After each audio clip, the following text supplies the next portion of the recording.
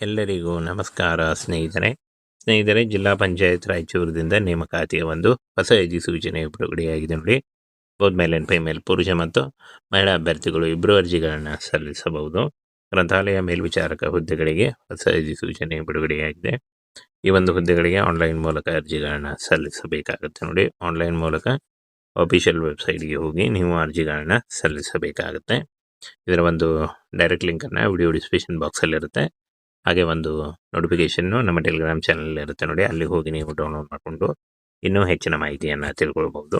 ಜಿಲ್ಲಾ ಪಂಚಾಯತ್ ನೋಡಿ ಕರ್ನಾಟಕ ರಾಜ್ಯ ಸರ್ಕಾರಿ ಉದ್ಯೋಗಗಳು ಹಾಗೂ ಕಾಯಂ ಉದ್ಯೋಗಗಳಾಗಿರ್ತವೆ. ಜಿಲ್ಲಾ ಪಂಚಾಯತ್ ರಾಯಚೂರಿನಲ್ಲಿ ಗ್ರಂಥಾಲಯ ಮೇಲ್ವಿಚಾರಕ ಹುದ್ದೆಗಳಿಗೆ ಅರ್ಜಿಗಳನ್ನು ಕರೆಯಲಾಗಿದೆ ನೋಡಿ ಕ್ಲಿಯರ್ ಆಗಿ ಮೆನ್ಷನ್ ಮಾಡಿದ್ದಾರೆ. ಜಿಲ್ಲಾ ಪಂಚಾಯತ್ ರಾಯಚೂರು ಆಗಿರುತ್ತೆ. ಒಟ್ಟು 5 ಹುದ್ದೆಗಳಿದ್ದಾವೆ. ಇನ್ನು ಉದ್ಯೋಗ ಸ್ಥಳ ಆಯ್ಕೆಯಾದಂಥ ಅಭ್ಯರ್ಥಿಗಳಿಗೆ ರಾಯಚೂರಿನಲ್ಲಿ ನೇಮಕಾತಿ ಮಾಡಿಕೊಳ್ಳಲಾಗುತ್ತೆ. ಹುದ್ದೆ ಹೆಸರು ಗ್ರಂಥಾಲಯ ಮೇಲ್ವಿಚಾರಕ ಹುದ್ದೆಗಳಾಗಿರ್ತವೆ. ಇನ್ನು 30,000ರಿಂದ 60,000ವರೆಗೂ ಪರ್ ಮಂತ್ ಸ್ಯಾಲರಿ ಆಗಿರುತ್ತೆ. TADA ಹಾಗೂ ಸರ್ಕಾರಿ ಭತ್ಯೆಗಳು ಕೂಡ ಇರ್ತವೆ. ಇನ್ನು ಗ್ರಾಮ ಪಂಚಾಯತ್ ಹೆಸರು ಹಾಗೂ ಪೋಸ್ಟ್ಗಳ ಸಂಖ್ಯೆ ನೋಡಿ. ಮಸರ್ಕಲ್ 1 ಹುದ್ದೆ, ಭೋಗಾವತಿ 1 ಹುದ್ದೆ, ಮಾರುಕಟ್ಟೆ ಅಂಗಡಿ 1 ಹುದ್ದೆ ಇದೆ. ಹಾಗೆ ಗಣದಿನ್ನಿ 1 ಹುದ್ದೆ, ಜೇರಬಂದಿ 1 ಹುದ್ದೆ, ಒಟ್ಟು 5 ಹುದ್ದೆಗಳಿಗೆ ನೇಮಕಾತಿ ನಡೀತಾ ಇದೆ ನೋಡಿ. ಇನ್ನು ಫ್ರೆಂಡ್ಸ್, ಈ ಒಂದು ಹುದ್ದೆಗಳಿಗೆ ಅರ್ಜಿ ಸಲ್ಲಿಸುವಂಥ ಅಭ್ಯರ್ಥಿಗಳಿಗೆ SLC ಮತ್ತು PUC ಪಾಸ್ ಆಗಿರಬೇಕಾಗತ್ತೆ. SLC ಮಾಡಿಕೊಂಡು PUC ಪಾಸ್ ಆದಂಥ ಪುರುಷ ಮತ್ತು ಮಹಿಳಾ ಅಭ್ಯರ್ಥಿಗಳು ಯಾರು ಬೇಕಾದರೂ ಈ ಒಂದು ಹುದ್ದೆಗಳಿಗೆ ಅರ್ಜಿಗಳನ್ನು ಸಲ್ಲಿಸಬಹುದಾಗಿರುತ್ತೆ. ಇನ್ನು ವಯೋಮಿತಿಯನ್ನು ನೋಡೋದಾದರೆ 18ರಿಂದ 40 ವರ್ಷದ ಒಳಗಿನವರಾಗಿರಬೇಕಾಗುತ್ತೆ. OBC ಅಭ್ಯರ್ಥಿಗಳಿಗೆ 3 ವರ್ಷ, SC ಅಭ್ಯರ್ಥಿಗಳಿಗೆ 5 ವರ್ಷ ಹಾಗೂ PWD ಅಭ್ಯರ್ಥಿಗಳಿಗೆ 10 ವರ್ಷಗಳ ವಯೋಮಿತಿ ಸಡಿಲಿಕೆ ಕೂಡ ಇರುತ್ತೆ. ಆದಷ್ಟು ನಿಮ್ಮ ವಯಸ್ಸನ್ನು ಲೆಕ್ಕಾಚಾರ ಮಾಡಿಕೊಂಡು ನೀವು ಈ ಒಂದು ಹುದ್ದೆಗಳಿಗೆ ಅರ್ಜಿಗಳನ್ನು ಸಲ್ಲಿಸಬಹುದಾಗಿರುತ್ತೆ. ಇನ್ನು ಅರ್ಜಿ ಶುಲ್ಕವನ್ನು ನೋಡೋದಾದರೆ ಸಾಮಾನ್ಯ ಅಭ್ಯರ್ಥಿಗಳಿಗೆ 500 ರೂಪಾಯಿ ಇರುತ್ತೆ. ಇನ್ನು 2A 2B ಮತ್ತು 3A 3B ಅಭ್ಯರ್ಥಿಗಳಿಗೆ 300 ರೂಪಾಯಿ ಇರುತ್ತೆ. SC ST ಮತ್ತು ಮಾಜಿ ಸೈನಿಕ ಅಭ್ಯರ್ಥಿಗಳಿಗೆ 200 ರೂಪಾಯಿ ಇರುತ್ತೆ.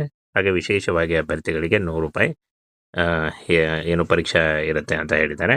ಪಾವತಿ ಮಾಡುವ ವಿಧಾನ ಆನ್ಲೈನ್ ಮೂಲಕ ಇರುತ್ತೆ. ಆನ್ಲೈನ್ ಮೂಲಕ ನೀವು ಪಾವತಿ ಮಾಡಬಹುದಾಗಿರುತ್ತೆ. ಹಾಗೆ ಯಾವುದೇ ರೀತಿಯಾದಂಥ ಪರೀಕ್ಷೆ ಇರಲ್ಲ. ಆಯ್ಕೆ ಪ್ರಕ್ರಿಯೆ ಮೆರಿಟ್ ಪಟ್ಟಿ ಮತ್ತು ಸಂದರ್ಶನದ ಮೂಲಕ ಆಯ್ಕೆಯನ್ನು ಮಾಡಿಕೊಳ್ಳಲಾಗುತ್ತೆ. ಯಾವುದೇ ರೀತಿಯಾದಂಥ ಒಂದು ಲಿಖಿತ ಪರೀಕ್ಷೆ ಇರಲ್ಲ. ಮೆರಿಟ್ ಪಟ್ಟಿ ಮತ್ತು ಸಂದರ್ಶನ ಅಷ್ಟೇ ಇರುತ್ತೆ ನೋಡಿ. ತುಂಬ ಜನ ಕನ್ಫ್ಯೂಸ್ ಆಗ್ತೀರಾ. ಈ ಒಂದು ಹುದ್ದೆಗಳಿಗೆ ಯಾವುದೇ ರೀತಿಯಾದಂಥ ಲಿಖಿತ ಪರೀಕ್ಷೆ ಇರಲ್ಲ.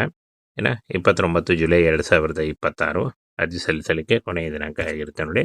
ಈ ಒಂದು ಕೊನೆಯ ದಿನಾಂಕದೊಳಗಾಗಿ ಆನ್ಲೈನ್ ಅಫಿಷಿಯಲ್ ಅಪ್ಲಿಕೇಶನ್ ಫಾರ್ಮನ್ನು ಫಿಲ್ ಮಾಡುವುದರ ಮೂಲಕ ನೀವು ಅರ್ಜಿಗಳನ್ನು ಸಲ್ಲಿಸಬಹುದಾಗಿರುತ್ತೆ. ಇನ್ನು ಅರ್ಜಿ ಸಲ್ಲಿಸುವಾಗ caste income certificate, photo, educational documents ಮತ್ತು ನಿಮ್ಮ ಆಧಾರ್ ಕಾರ್ಡ್ ಇಷ್ಟನ್ನು ತೆಗೆದುಕೊಂಡು ನೀವು ಆನ್ಲೈನ್ ಅರ್ಜಿಗಳನ್ನು ಫಿಲ್ ಮಾಡಬೇಕಾಗುತ್ತೆ. ಅದರ ಡೈರೆಕ್ಟ್ ಲಿಂಕು ವಿಡಿಯೋ ಡಿಸ್ಕ್ರಿಪ್ಷನ್ ಬಾಕ್ಸಲ್ಲಿರುತ್ತೆ. ಇನ್ನು ನೋಟಿಫಿಕೇಷನ್ನು ನಮ್ಮ ಟೆಲಿಗ್ರಾಮ್ ಚಾನಲ್ ಇರುತ್ತೆ ನೋಡಿ. ಸ್ನೇಹಿತರೆ, ಜಿಲ್ಲಾ ಪಂಚಾಯತ್ ರಾಯಚೂರಿನಿಂದ ನೇಮಕಾತಿಯ ಒಂದು ಹೊಸ ಅಧಿಸೂಚನೆ ಬಿಡುಗಡೆಯಾಗಿದೆ ನೋಡಿ.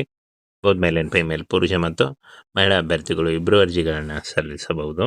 ಗ್ರಂಥಾಲಯ ಮೇಲ್ವಿಚಾರಕ ಹುದ್ದೆಗಳಿಗೆ ಹೊಸ ಅಧಿಸೂಚನೆ ಬಿಡುಗಡೆಯಾಗಿದೆ. ಈ ಒಂದು ಹುದ್ದೆಗಳಿಗೆ ಆನ್ಲೈನ್ ಮೂಲಕ ಅರ್ಜಿಗಳನ್ನು ಸಲ್ಲಿಸಬೇಕಾಗುತ್ತೆ ನೋಡಿ. ಆನ್ಲೈನ್ ಮೂಲಕ ಅಫಿಷಿಯಲ್ ವೆಬ್ಸೈಟ್ಗೆ ಹೋಗಿ ನೀವು ಅರ್ಜಿಗಳನ್ನು ಸಲ್ಲಿಸಬೇಕಾಗುತ್ತೆ. ಇದರ ಒಂದು ಡೈರೆಕ್ಟ್ ಲಿಂಕನ್ನು ವಿಡಿಯೋ ಡಿಸ್ಕ್ರಿಪ್ಷನ್ ಬಾಕ್ಸಲ್ಲಿರುತ್ತೆ.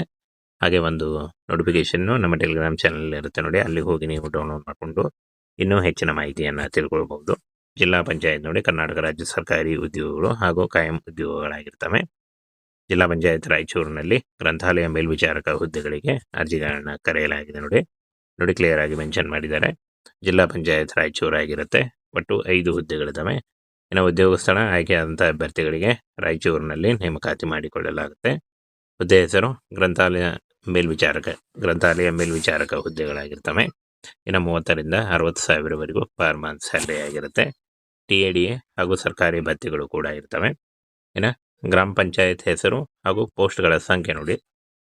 ಮಸರ್ಕಲ್ 1 ಹುದ್ದೆ, ಭೋಗಾವತಿ 1 ಹುದ್ದೆ, ಮಾರುಕಟ್ಟೆ ಅಂಗಡಿ 1 ಹುದ್ದೆ ಇದೆ.